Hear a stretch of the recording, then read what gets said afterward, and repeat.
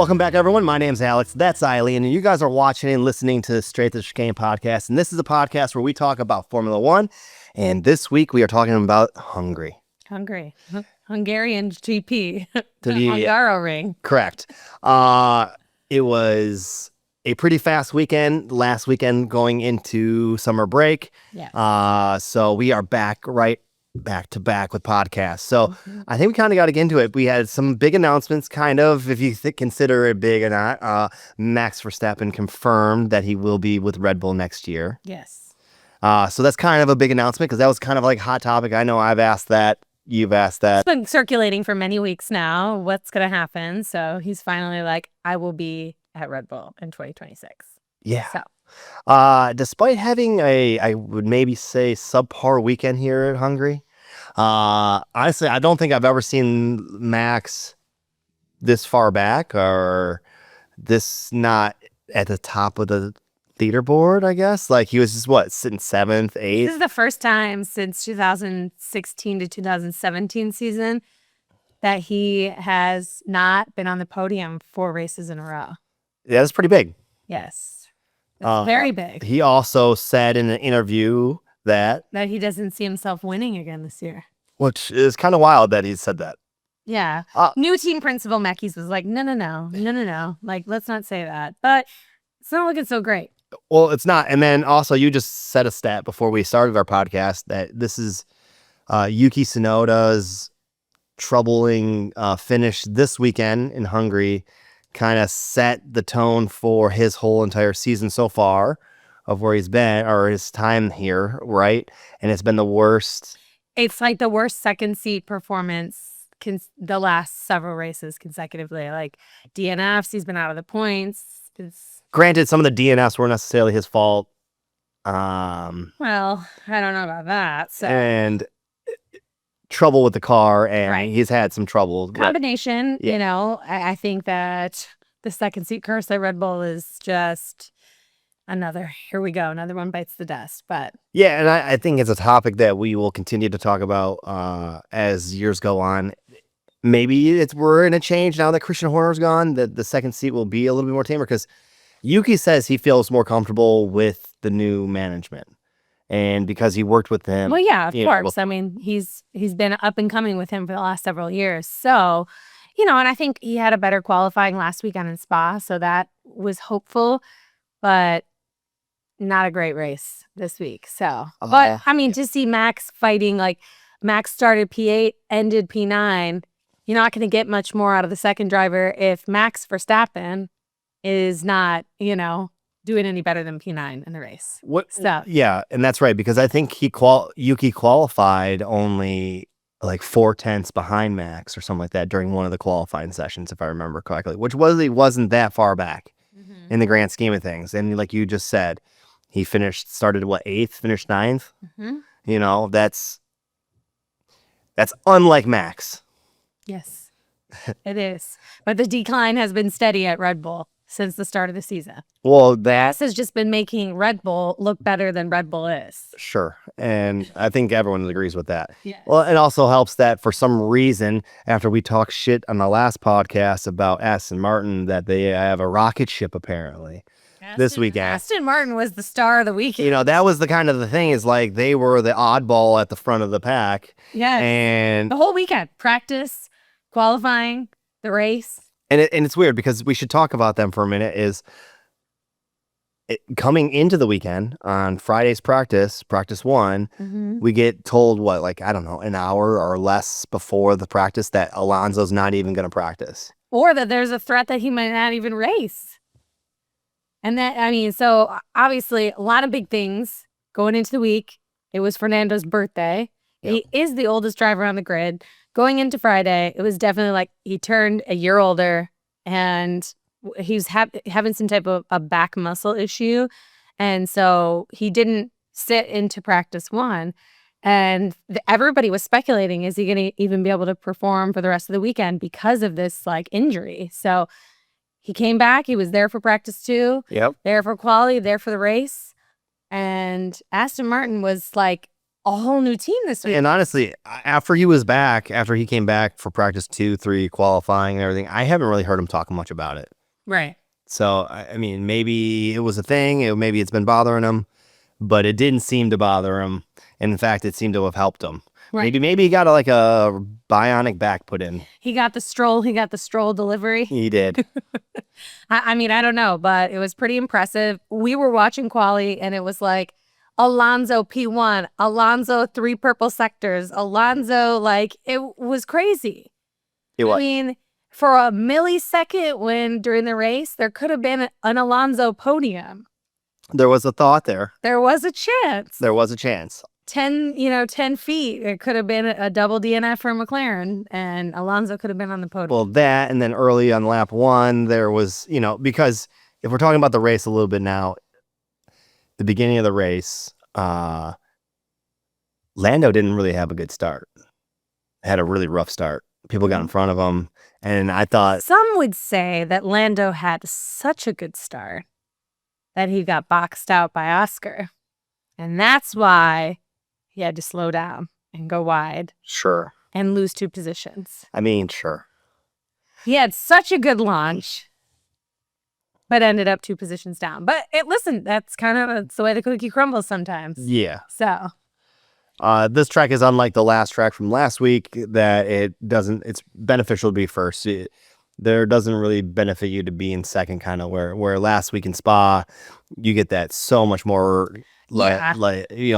slipstreaming, being in second. Where this one, the run to turn 1 is very short. It is. Well, it's long, but it's not very long. It's not like Spa, for sure. But I think the statistic is that most people who start on pole in Hungary actually don't win the race. So apparently still true. Check. Yeah. But I mean, we did see. So to your point, Lando not, whether it was. He had a great start or he didn't have a good start. He ended up losing 2 positions at the start of the race. So Alonso got past him. Yeah. George was already up there. So George got past Lando. Alonso got past Lando. And, that just started Lando on the back foot. But I guess... What was it, the back foot? It opened up the strategy for pit stopping, and they kind of already went right on the radio and started talking about a different strategy, going to like a 1 stop and what he needed to do. And I think he kind of set that tone right there. Yeah. And I think even though they have 2 drivers at McLaren, they're very much separated in the way they are managing the drivers. And it's like, I don't know if they're telling each other like their plans or if they're keeping the plans separated at some points. I'm sure they're not. And Lando's team immediately just went into like, what is the multiple thing that we can do? What's the best scenario? And they pitted at the right time. They gave him preferential treatment on the pit. No, they didn't. Oscar got the first one. Correct. Yes. But they went long with Lando based upon yeah, sure. So he got to choose kind of where he wanted to do. I wouldn't say he got preferential treatment because this is the fight that's going on with McLaren fans right now. Yeah. Is what you're saying and what I was saying. So I think that, listen, the whole time on the radio, Oscar obviously, like, first of all, Charles, we haven't even talked about. We'll get to that. But who's Oscar racing in this race is what his engineer kept asking. Like, hey, listen, do you want to cover Leclerc or do you want to race Lando? Do you want to, because essentially that was the first pit stop decision is what do you want to do? Sure. And every time, because Oscar went with the 2-stop strategy, which I think most people thought going into this race that it was going to be a 2-stop strategy. Mm-hmm. Historically, it has been. And Oscar said, I don't give a shit about Charles. Pretty much, I want to cover Lando. And every time the team's like, box overtake Leclerc, box overtake Leclerc. Yeah. So did they really just not listen? But essentially, they couldn't double stack the McLarens.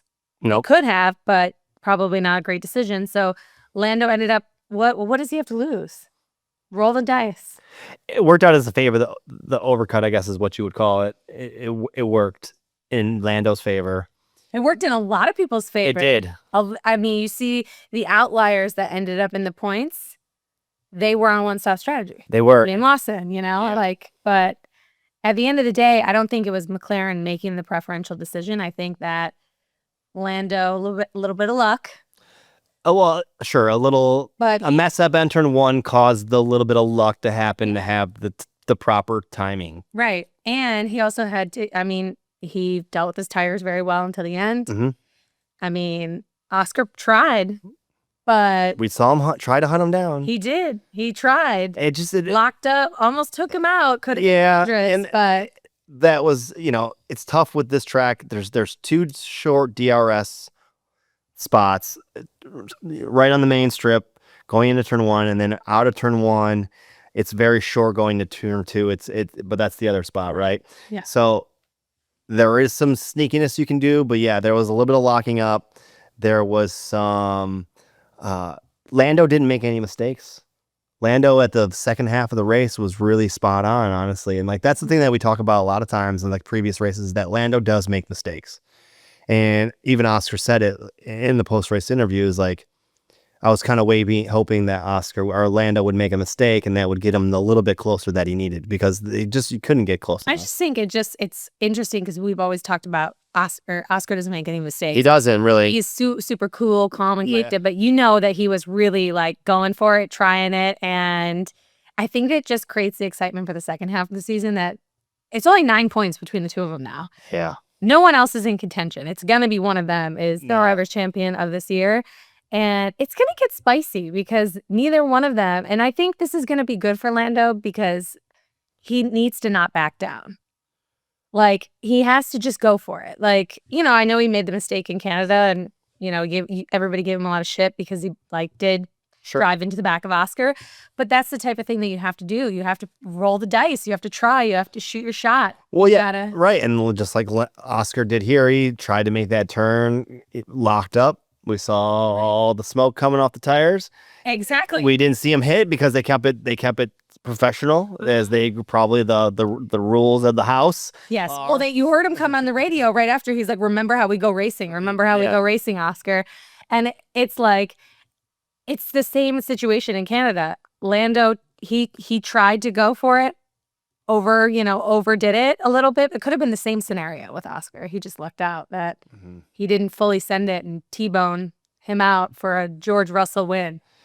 Yeah, and then at the very end, we saw George Russell in the cool-down room ask why he should have done that, or why didn't you do it? Why didn't you just T-bone him? Yeah. That would have been great. Yeah. And I mean, it's interesting because last year we saw, obviously two separate situations, but Lando and Max were fighting for the championship. They took each other out, and guess who benefited? George. George is always there to benefit from something. Yeah, because he's always sitting like third, fourth, fifth, in that like area pocket where when there is a mistake by the front runners, those guys can capitalize, right? And he was right there, right for the taking.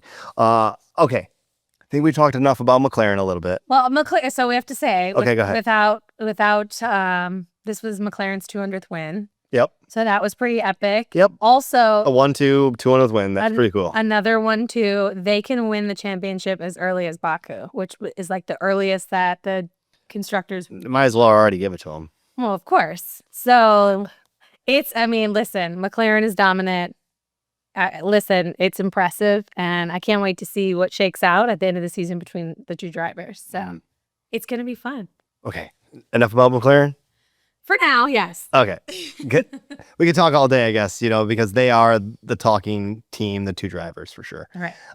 But okay, let's talk a little bit about Ferrari, because it's both Lewis and Leclerc that we have to talk about, and it kind of got to separate the two because there's a lot of both. Because we saw first. Let's talk about the joy. Let's talk about the good.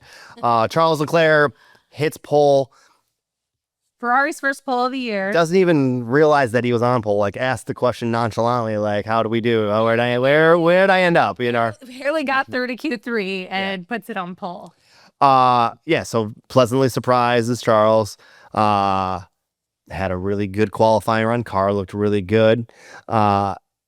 However, there's some underlying problems with the car. Mm-hmm. And I would say almost not immediately, but 10 laps, 15 laps, there was chatter on Leclerc's radio talking about certain types of management, and he wanted to do it one way.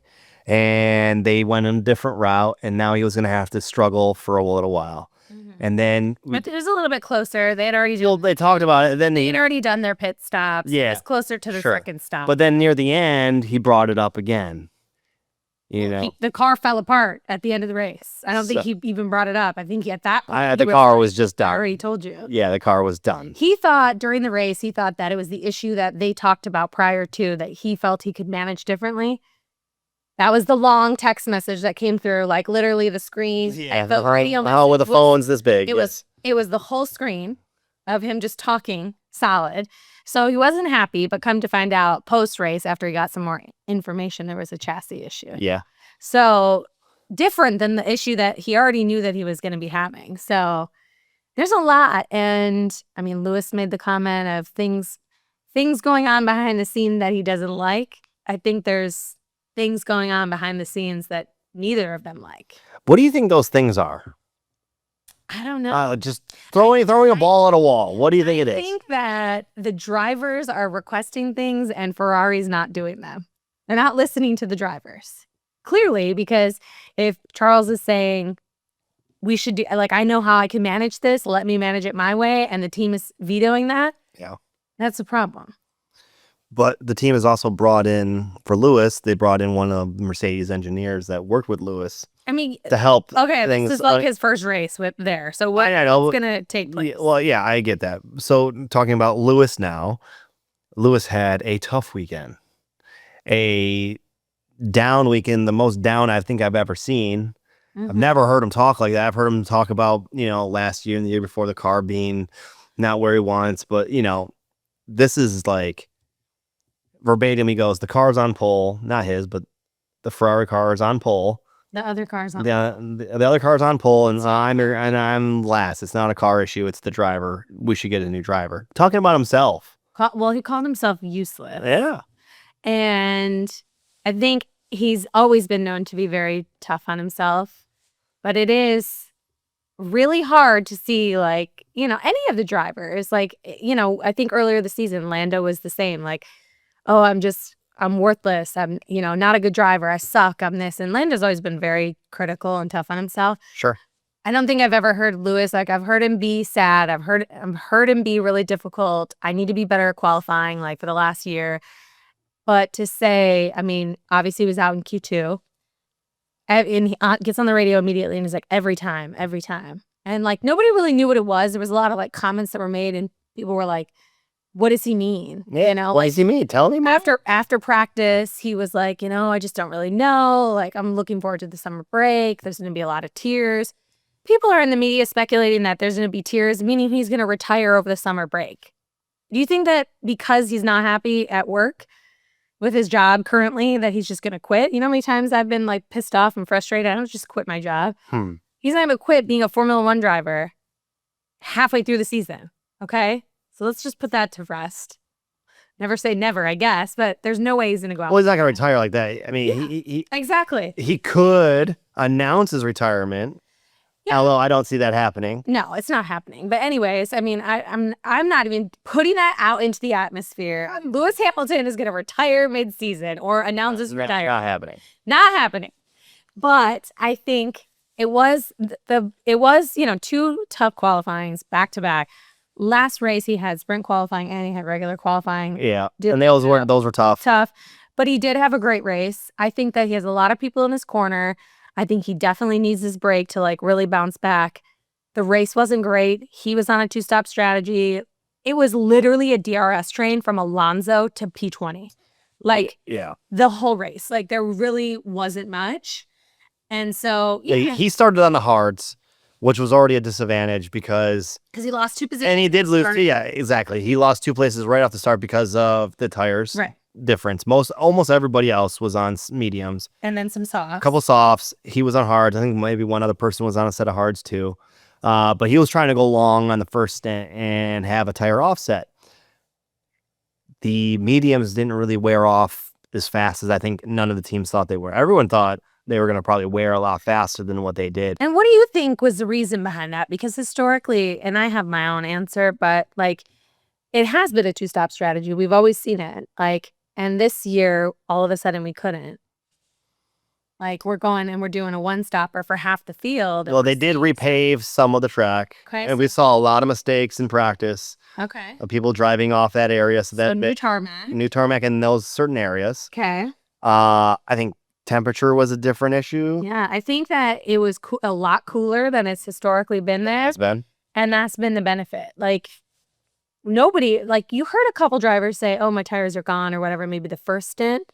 And then we had the fear of rain towards the end of the race. So we knew it was getting cooler throughout the race. So I think that was definitely an advantage for people who were on the one-stop strategy, that they were able to kind of like luck out, inch out, and make that happen. So I thought Lewis was on a one-stop strategy starting on the hards. But Me too. I could have thought he would have went to that, but yeah. I don't know why. I don't know. I'm like, was he on a one-stop? I don't know. So, but I mean, listen, it was a weekend to forget for, I think, Ferrari fans in general.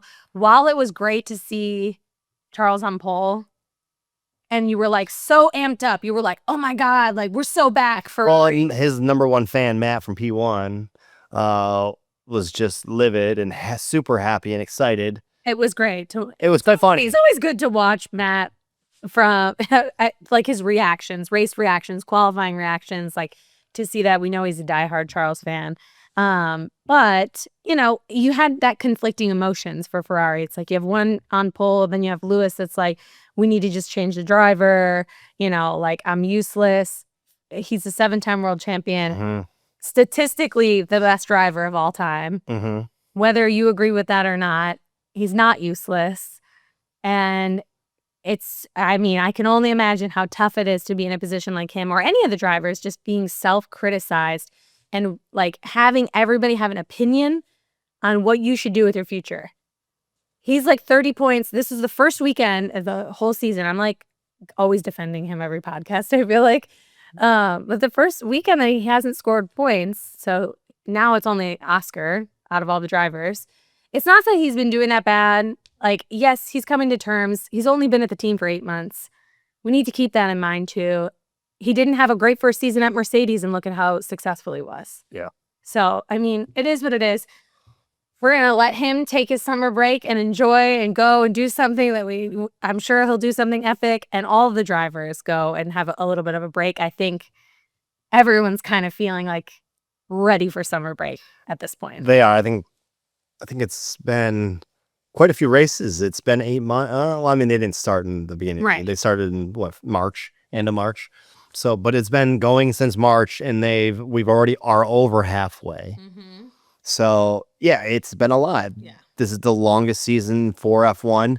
It's over the last 4 or 5 years. It's steadily gotten more and more races. Yeah, they're probably ready for a break. Oh, I mean, they get these little 2-week breaks that they've had, a couple of them, but like this is like a substantial like 4-week break. Actually step away from the team, go hang out with friends. And he's shut down. There's Right. And that's the thing is like, I don't know how many people know this thing, but like emails get turned off at the teams. Like there's no correspondence. There's nothing. There's no work. You're on holiday. Yes. And that's fine. Like go and have fun, be with friends and family and whatever. Recharge. Yes. And then come back ready to race. And like that's a good thing because they only get this time as a real vacation.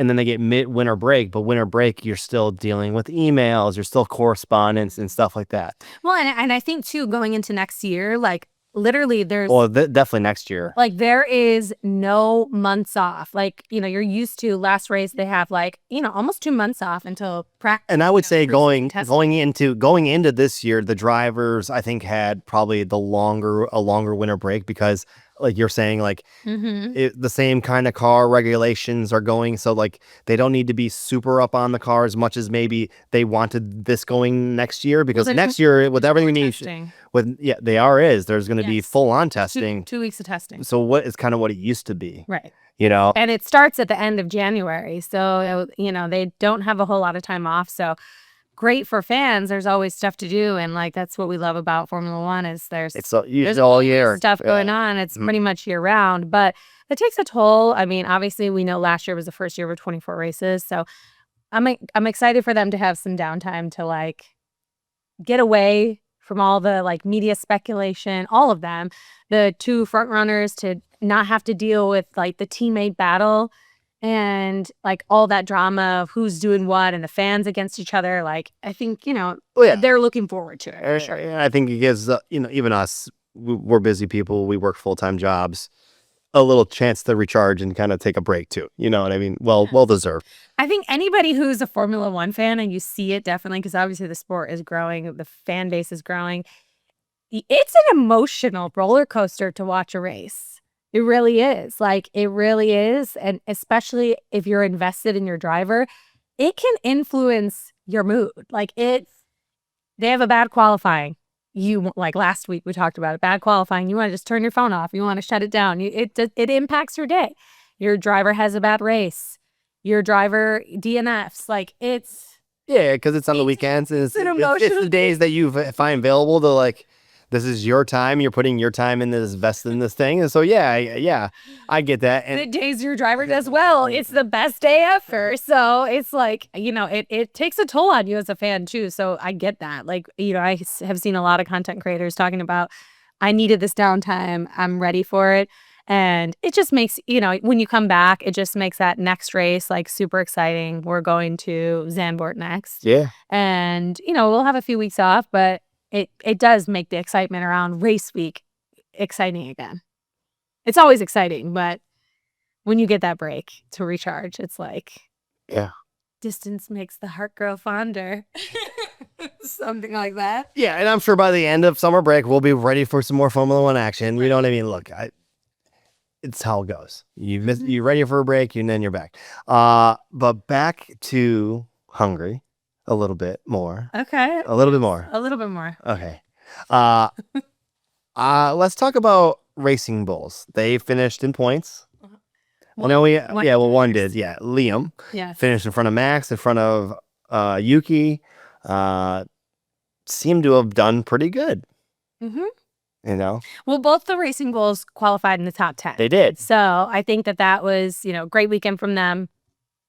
Liam was on the one-stop strategy. I definitely think he lucked out. And that was most of the ones that lucked out were on the one-stop strategy. Yeah. Yep. So, but still, I mean, I think that's a stat that nobody thought they were ever going to see. A Racing Bull finishing in front of Max Verstappen. Unless he DQ'd. Unless he DNF'd or DNS or whatever. But crazy. So, I mean, that was impressive to see. I think, kind of going back to the Red Bull scene, we have to talk about the Max Verstappen Lewis Hamilton overtake for P11. Sure, we didn't really talk about that. So this was near the end of the race, kind of. Yeah, Max was on a charge. Lewis was on the old tire. He was on a still. Mm-hmm. And Max overtook in a place that probably wasn't like a great overtaking spot. So let's talk about that. So he definitely overtook in a spot that he forced himself in, and almost didn't really brake, and just kind of rammed up in there. Now, I would say Lewis was fairly cautious and left the scene quickly. Mm-hmm. Who was at fault? Should there have been any points or? Well, nothing happened. There was no impact other than, Lewis, obviously, he lost some momentum there because they were both working their way through, but Max had fresher tires and he definitely had the advantage. I don't think that he had the right to the corner, but because there wasn't a crash, it got investigated post-race. Yeah.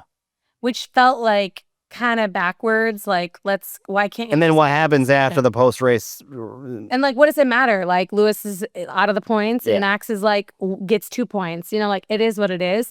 But it could have been a much worse situation. And I think that's the point that everybody is trying to make, is that if Lewis wouldn't have been aware of what Max was going to do, probably because they've been racing each other for so long, he's like, I already know Max is going to fully send this into this corner because he just wants to get through. And so did he just move out of the way type of thing? Well, I think he does. He definitely did. But what was the reason for it? That's the question. Was it just because he didn't really want to battle? Was he not going to go for a gap that wasn't there anymore? You know what I mean? Like, how racing drivers say, if you no longer go for the gap that's there, you're not a racing driver. It's funny because obviously we've already talked about Matt from P1 podcast, but Tommy is a very big Max Verstappen fan. He is. And he was like, he is the one that started the conversation about Max did exactly what Lewis did to Max in Silverstone in 2021, but there was no accident. And if Lewis would have stayed in the line, Max would have hit him. They would have hit each other, and Lewis would have been in the wall, and then it would have been a even bigger controversy. Max would have got penalty points, would have got a penalty. Like, so it's like, definitely he took avoiding action to not have it be as serious of an issue as it could have been, and they're literally fighting over like the last points position. I know, and so you're right. That Lewis said this isn't worth it. Yeah, I mean, it is what it is. Like, did he know? Okay, I'm on worse tires, and I don't even want to put up a fight type of thing. So, I mean, whatever. They both had to go and see the stewards. I'm sure that they were like, who gives a shit at this point? And that was that. So. Okay, so let's talk about the Charles Leclerc. Let's talk about that. Because I kind of saved that one for the end here, and we didn't really talk about it earlier when we were talking about Charles. Charles' car was fading quick. Charles was mad. And he was getting angry, and you're just never good to drive angry. And even Martin Brundle said it on the live feed, like, it's never good to drive angry. We learned that from the F1 movie. We did. We saw what happened with Sunny Hayes. Yes, took it on the sideboard. Anyways, so yes, Charles was unhappy, and he was slowly getting caught up. But he was getting ready to lose his podium position. He was sitting in third, and he was kind of comfortable for a minute, but then George was on a charge. Mm-hmm. George was faster, like I think it was either like a half second or almost a second every lap. Yeah. He was catching up to Charles. Oh yeah. It got to a point where in turn one, George attempted to make an attempt. It was still a little far back, and he claimed that Charles was moving a little bit under braking, and that one was just mild. That one was definitely debatable on whether there was moving under braking. It was very debatable. Yes. For the first one. And George, I just love George. He immediately doesn't even make it around the turn. He's already snitching on the radio. Yeah, like, did you see that? He's one of those. Yeah. He's one of those guys that is just such a little like tattletale, I guess, like just teacher's pet kind of deal. Like, you know what I mean? Just I love him, but it's funny. Just hit the button, like I mean, coming around the corner, hitting the button. You know what I mean? Like, 200 miles an hour. Like, did you see that? He moved under braking. Did you see that? It could have been so bad. So they go around one more lap.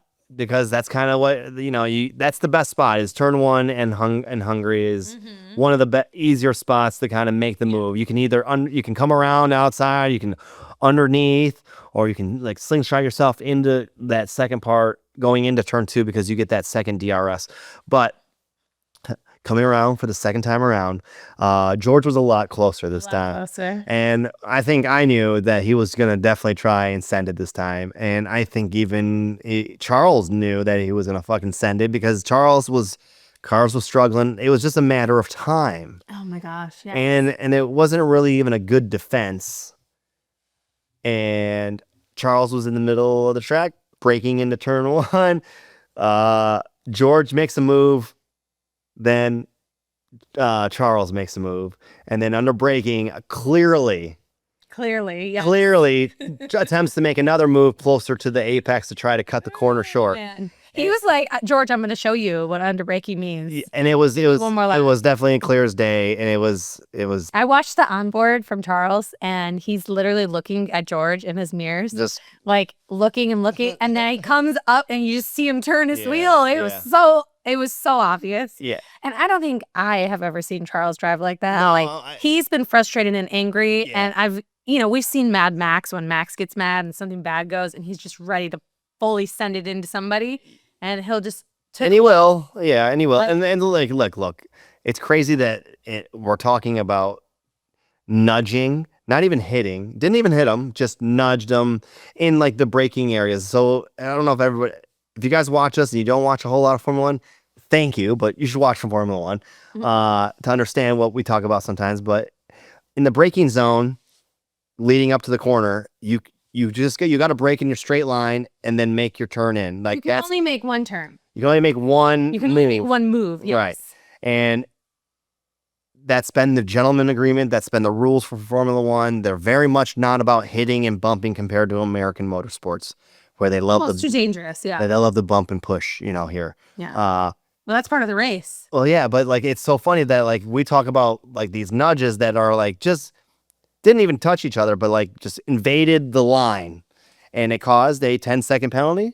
5 seconds. 5 second penalty. Thank you. It didn't affect his race because Alonso was so far back. But yeah, it's interesting because I think a small move like that, if you see it in your peripheral vision, it can cause you to over adjust and then you end up crashing out. And I think the perfect example, and maybe he's traumatized from it, is George and Valtteri in 2021. Yeah, well, they were on the wet. It was wet. It was wet, but that's all it was a small adjustment. And then George over adjusted and then they both crashed out. So it can happen very easily like that. But I think the message was definitely Charles wasn't happy.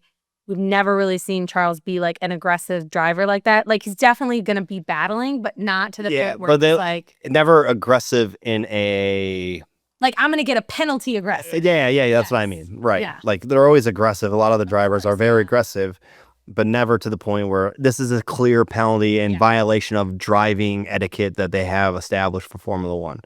Right. And I've never seen him do that either. He's always been very professional and very much a gentleman driver. And that was ungentleman of him. Yeah.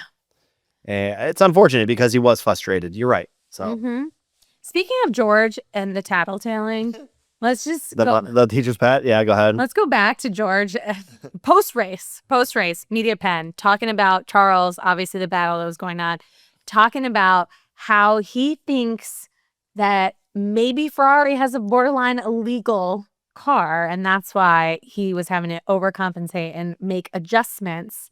So thinking about that, he was like, maybe they're trying to run the car too low. Ferrari has DQ'd this year, both their cars, because it was too low, right?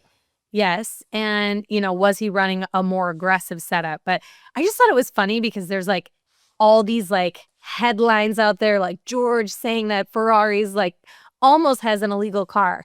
Isn't that the goal of Formula One, is to teeter the line? Absolutely. And of almost being illegal, but still being... And then you still try to find the gray areas like all the other teams have done before, like Mercedes did with the DOS system where it wasn't even in the rule book, and they figured out, it's not in the rule book. We can do this. No one's talked about it. And they did it, and it was perfectly legal, but they determined it was such a big advantage. That it would not have been fair, and the car was already an advantage over the other cars that particular year. And the McLaren, but that's too bad. Mini DRS. And the Mini DRS, because the way the flexing thing, and then they introduce a limitation on the flexing, But that's not illegal. But I think it's so interesting, like, what a comment to make as a driver when you know that, like, innovation of your car is the goal. Yes. How can you push the limits to make sure that your car is the best?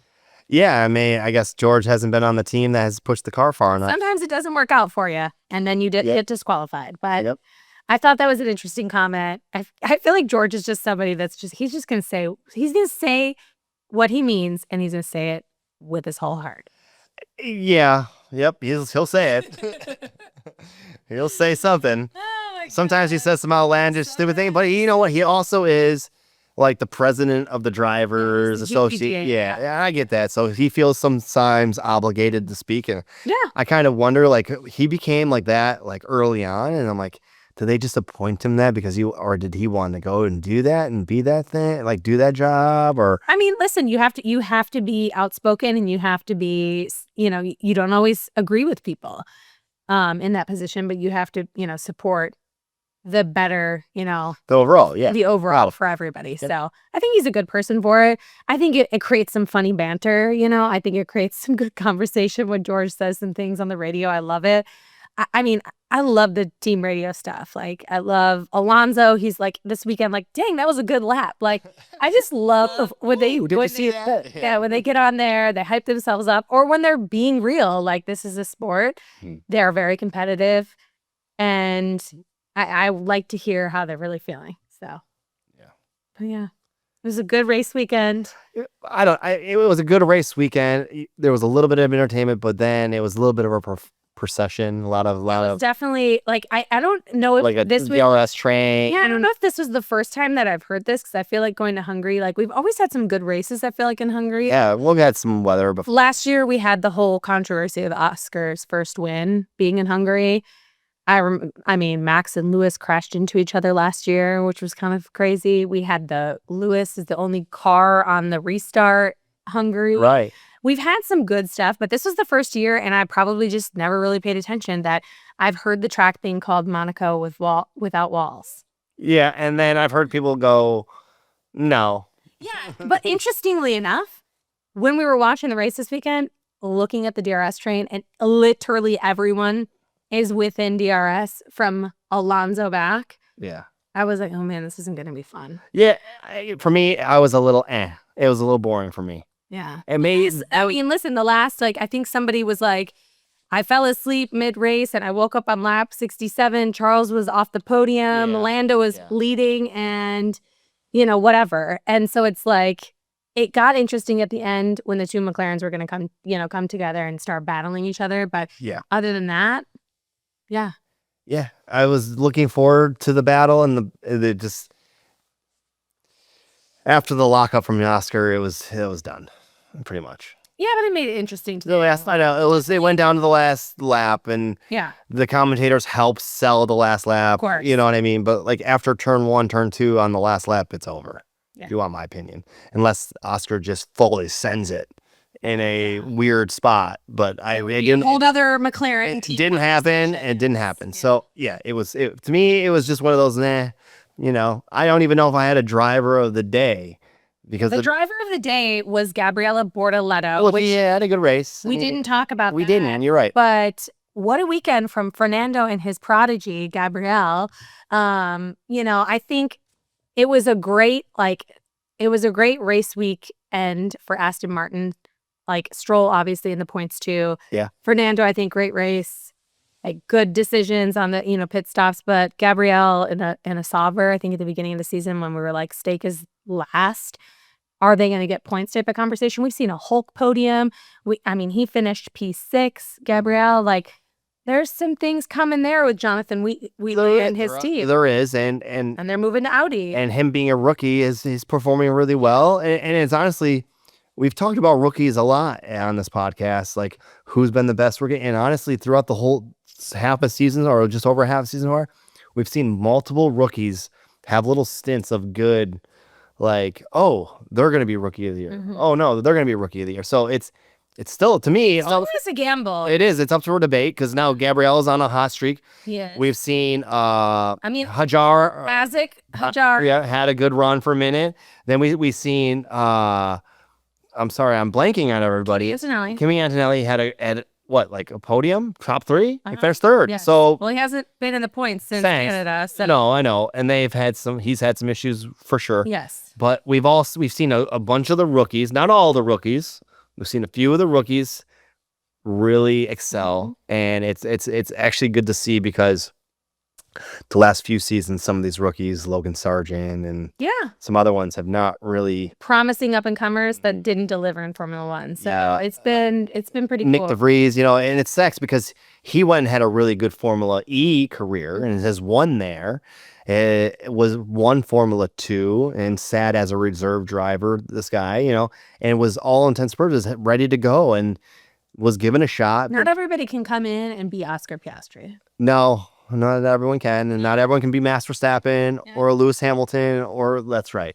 Yeah, some of these drivers. It just shows how special Oscar really is. It does, yes. Yeah, he's transitioned so he's literally in his second season. Like we have to keep that in mind. And he's fighting for the championship. Yeah, it's gonna go down to the wire for sure. It's impressive. So he came in at the right time. Yeah. We still joined the right team. He wasn't gonna be on the right team. Joined the right team. We got on the right team. That was 2 years ago. Actually, I think at this race weekend, the infamous tweet. So, yeah, it was. Yes. All right. I think we've talked about Hungary enough. Is there anything else we're missing? No. Well, it's been 40 some odd minutes. And if you guys are still listening, you guys know what to do. Please like, subscribe. We want to build this community here. Tell us what you guys saw of the race. Tell us what you guys' plans for summer break are. Ours is watching other Americans sports and enjoying the rest of summer here. Yes. Other than that, Who's going to win the World Drivers' Championship? 9 points. 9 points difference. Yeah. I'd like to see what you guys think. It's still up in the air between the two, and I don't think anyone else has a chance. No. Yeah. So that's it for me. Is that it for you? That's it for me. All right. Thank you guys for listening. Thanks for watching. We'll see you guys next time. All right. Bye.